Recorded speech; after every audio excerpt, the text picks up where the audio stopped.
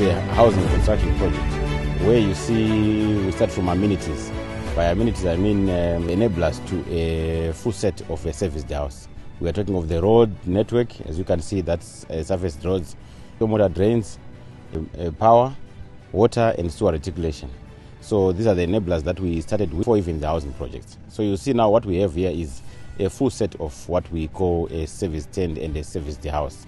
So you see here there are 150 housing units on this lot, where you see that we have a scope that is divided into two, and over time we are talking of 2 years, and on these 2 years we are saying a quarter of it was dedicated towards the servicing part, while is the other remaining 3/4 of the time, that's 1 year 4 months, was dedicated to construction of the units.